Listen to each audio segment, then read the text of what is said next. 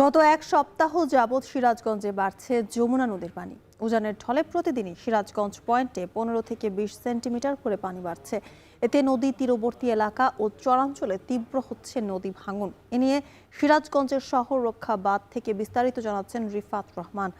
রিফাত, নিম্নাঞ্চল প্লাবিত হওয়ার কোনো সম্ভাবনা আছে কিনা, প্রশাসনের কোনো পদক্ষেপ দেখছেন কিনা?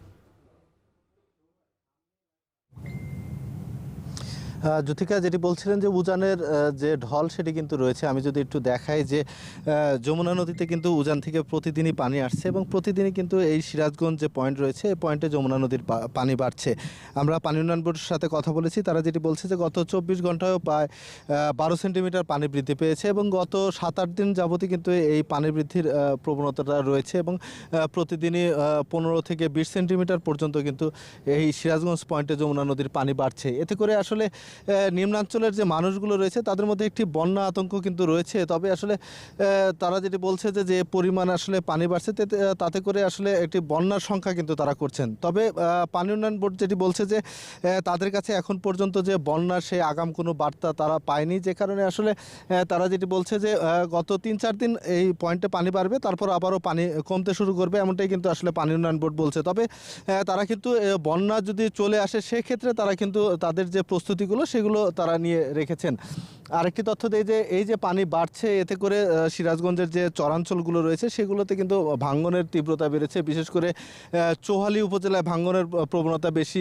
চৌহালির যে সলিমাবাদ ইউনিয়ন রয়েছে, পাশাপাশি আরও বেশ কয়েকটি যে চরাঞ্চল রয়েছে সেগুলো এলাকায় কিন্তু ভাঙনের প্রবণতা প্রতিদিনই রয়েছে এবং প্রতিদিনই কিন্তু ভাঙনে অনেক পরিবার কিন্তু নিঃস্ব হচ্ছে। পাশাপাশি আমি যে জায়গাটি রয়েছে সিরাজগঞ্জ সদরে, এই সদরের যে পার্শ্ববর্তী যে চরটি রয়েছে কাওয়াখোলার চর, সেই চরেও কিন্তু ভাঙনের ফলে বিভিন্ন স্থাপনাও কিন্তু ইতিমধ্যে নদীগর্ভে বিলীন হয়েছে এবং প্রতিদিনই ভাঙনের প্রবণতা কিন্তু এই অঞ্চলে বাড়ছে। তবে পানি উন্নয়ন বোর্ড যেটি বলছে যে পানি উন্নয়ন বোর্ডের যে 82 কিলোমিটার বাঁধ রয়েছে সিরাজগঞ্জে, এই বন্যা নিয়ন্ত্রণ বাঁধ, সেটি যাতে কোথাও ভাঙনের সৃষ্টি না হয় সে প্রস্তুতি কিন্তু তারা নিয়ে রেখেছেন। ইতিমধ্যে 15,000 তারা জিও ব্যাগ তারা প্রস্তুত রেখেছেন। যে জায়গায় তারা আসলে ভাঙনের সংখ্যা মনে করছেন সেখানেই কিন্তু তারা ম্যাথমেটিক সার্ভের মাধ্যমে তারা ভাঙন রোধে বিভিন্ন বালুর বস্তা তারা কিন্তু ফেলছেন এবং তারা যেটি বলছেন যে চরাঞ্চল নিয়ে যেহেতু আসলে ভাঙন রোধে তেমন কোনো পানি উন্নয়ন বোর্ডের পরিকল্পনা থাকে না, সেক্ষেত্রে আসলে চরাঞ্চলে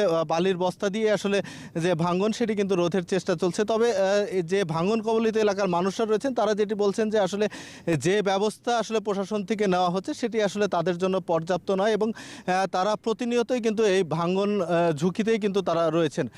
তো জ্যোতিকা, নদী পার থেকে এই ছিল আমার কাছে পানি বৃদ্ধি এবং ভাঙনের সবশেষ। বাড়ছে যমুনার পানি, সে খবর জানাতে যুক্ত ছিলেন রিফাত রহমান।